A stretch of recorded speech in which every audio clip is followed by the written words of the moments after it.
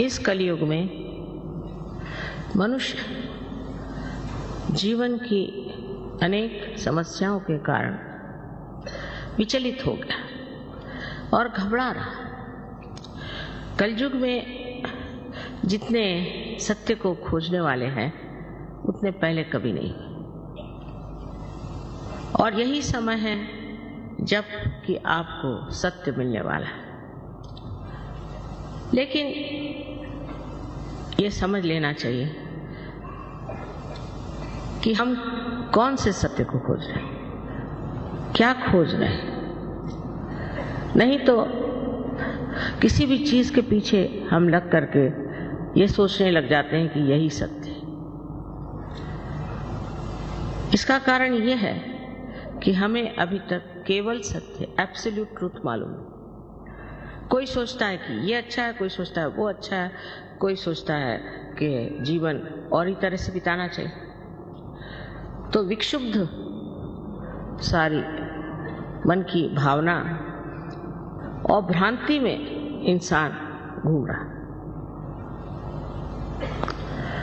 इस संभ्रांत स्थिति में उसको समझ में नहीं आता है कि आखिर क्या कारण है जो मेरे अंदर शांति नहीं। मैं शांति को किस तरह से अपने अंदर प्रस्थापित करूं। मैं ही अपने साथ लड़ रहा हूं, झगड़ रहा हूं, कुछ समझ में नहीं आता। यही कलयुग की विशेषता है और इसी कारण इस कलयुग में ही मनुष्य खोजेगा। पहले इस तरह की संभ्रांत स्थिति नहीं थी। मनुष्य अपने मानवता से ही प्रसन्न था। अब आप इस मानव स्थिति में आ गए। इस स्थिति में अगर आपको केवल सत्य मालूम होता तो कोई झगड़ा ही नहीं होता। हर एक इंसान एक ही बात सोचता और कुछ भी समझाने से, बतलाने से मनुष्य सिर्फ मानसिक हो जाता है, मेंटल हो जाता है। पढ़ पढ़ के भी मानसिक हो जाता है और उसमें कोई शांति नहीं मिलती, उसमें कोई आराम नहीं मिलता, उसमें कोई चैन नहीं आता। तो सत्य क्या है ये समझ लेना चाहिए। अब बात यह है कि मैं जो कुछ भी आपके सामने बात कहूं इसे आप एकदम से मान्य मत करें, क्योंकि अंधश्रद्धा से हम लोग पहले ही पीड़ित हैं। स्पेशली बंगाल में तो मैं सोचती हूँ यहाँ पर इस कदर तांत्रिक ये वो सब ने जकड़ डाला। और जब हम देखते हैं कि जो धर्म के नाम पे भी बहुत बोलते हैं और चलते हैं वो भी पीड़ित हैं, वो भी बीमार हैं, उनको भी ये तकलीफ है, वो तकलीफ है, और वो भी आपस में लड़ रहे हैं, झगड़ रहे हैं। इसका मतलब उन्होंने अभी तक सत्य को प्राप्त नहीं किया, सिर्फ उसके बड़े बड़े इश्तिहार लगा के रखे। तब मनुष्य घबरा के पूछता है कि सत्य है क्या। सत्य और प्रेम ये दोनों एक चीज है। आश्चर्य की बात है, इसका मिलाप लोग समझ नहीं पाते।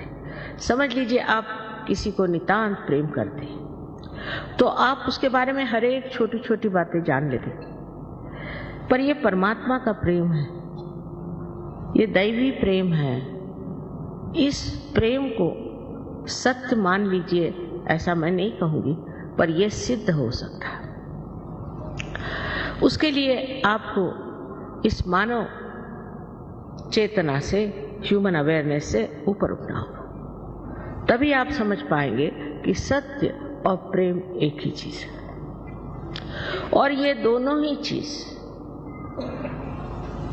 दोनों ही बातें, दोनों ही गुण ऐसे मनुष्य में होते हैं जिसने आत्म साक्षात्कार को प्राप्त कर लिया। और जिसने अभी तक आत्म साक्षात्कार को प्राप्त नहीं किया और जो सिर्फ ऊपरी तरह से बातें करता है और काफी लेक्चर देगा या काफी कर्मकांड कराएगा, उससे आज तक किसी का फायदा हुआ नहीं और न होगा। इसके लिए जरूरी है कि हम समझ लें सत्य क्या है। हम ये शरीर, बुद्धि, मन, अहंकार आदि उपाधियां नहीं, हम शुद्ध आत्मा है, ये सत्य। क्योंकि हम कहते हैं ये हमारा शरीर, ये हमारा मन, ये हमारी बुद्धि, हमारी हमारी हमारी, मेरी मेरी मेरी, ये मैं है कौन, इसे जानना है। और ये मैं ही शुद्ध आत्मा है जो आपके हृदय में विराजता है, वही शुद्ध आत्मा। उसको प्राप्त करना, उसका प्रकाश अपने चित्त में लाना ही एक तरह से आत्मा का दर्शन है। और दूसरा सत्य ऐसे है, जैसे आप देखते हैं चारों तरफ ये फूल हैं, कितने सुंदर फूल, और ये फूल जिस पृथ्वी तत्व से निकले हैं, कितना चमत्कार है कि हर एक तरह का फूल अलग अलग तरीके से आता है और इसके लिए कुछ पैसा नहीं देना पड़ता। माँ का पृथ्वी तत्व जो प्रेममय है वो अपने आप इसको पनपाता है, सुगंधित करता है और रंग बिरंगों से भर देता है। ये एक महान आश्चर्य की बात है कि हम इस बारे में सोचते ही नहीं कि जीवित कार्य कैसे होते हैं। जैसे किसी डॉक्टर से पूछे कि हमारा हार्ट कौन चलाता है, हमारा हृदय कौन स्पंदित करता है, तो डॉक्टर ये कहेगा कि इसकी एक ऑटोनॉमस नर्वस सिस्टम है। तो ये ऑटो है कौन? स्वयं चालित संस्था है। तो ये स्वयं कौन है? वो स्वयं ही आपका आत्मा है। इसको प्राप्त कर लेना, उसका प्रकाश अपने अंदर लाना, ये आत्म साक्षात्कार हो।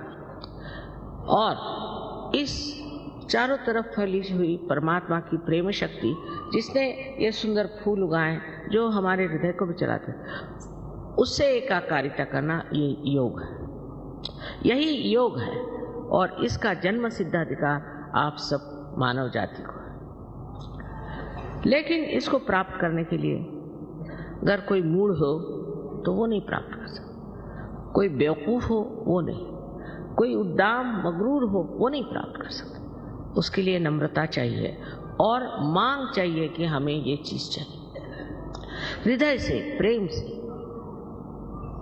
अगर मनुष्य अपने को जरा सा भी देखे तो वो अब एक अधूरा है और उसके अंदर अनेक शक्तियां हैं जिसका प्रादुर्भाव, मैनिफेस्टेशन हो सकता है। लेकिन उसके लिए मनुष्य को ये समझना चाहिए कि आप नम्रतापूर्वक इसे अपने हृदय से मांगो। क्योंकि जब प्रेम की शक्ति मांगनी है तो प्रेम पूर्वक ही मांगी जाती है। लड़ाई झगड़े से और परेशान करने से ये शक्ति कभी भी प्राप्त नहीं। इस शक्ति के बारे में आपको पहले बता ही चुके हैं वो कि त्रिकोणाकार अस्थि में ये शक्ति कुंडलिनी नाम की है। अब ये कोई नई बात मैं नहीं कह रही हूँ। हमारे शास्त्रों में छठी, समझ लीजिए छठी शताब्दी, जबकि शंकराचार्य है, उन्होंने इस पर बात की। लेकिन 13,000 वर्ष मार्कंडेय ने कुंडलिनी की बात की, पर सब संस्कृत भाषा। इसलिए 12वीं शताब्दी में ज्ञानेश्वर जी ने इसकी बात की है, जब उन्होंने ज्ञानेश्वरी लिखी जो कि गीता पर टीका थी। उसमें छठे अध्याय में उन्होंने लिख दिया कि कुंडलिनी शक्ति से आत्म साक्षात्कार घटित होता। तो उस वक़्त के जो धर्म मार्तंड थे उन्होंने कहा नहीं, ये निषिद्ध है, छठा जो अध्याय है निषिद्ध है, किसी ने पढ़ा नहीं लिखा नहीं। इस तरह से जो हमारे अंदर निहित छिपी हुई जो शक्ति है जो कि हमें उस स्थिति में पहुंचा सकती है, वो पूर्णतया एक अंधकार में, एक जिसको कहना चाहिए कि अज्ञान में, इग्नोरेंस में छिप गई। फिर हमारे यहाँ एक से एक बुद्धिमान लोग निकले, इंटेलेक्चुअल्स, जिसके लिए कबीर ने कहा है पढ़ी पढ़ी पंडित मूर्ख भये। पहले मैं सोचती थी कि पढ़ पढ़ के पंडित मूर्ख कैसे हो जाएंगे, ऐसे कैसे हो सकता, लेकिन मुझे बहुत मिले ऐसे। उनसे बात करने से पहले वही बोले जाते थे और क्या बोलते थे भगवान जाने, ये किताब में लिखा, वो किताब में लिखा। मैंने कहा आपकी किताब में क्या लिखा है वो बताइए। तो हम अपने से अनभिज्ञ, अपने से अपरिचित, दूसरों ही की बातें अपने खोपड़ी में भर लेते हैं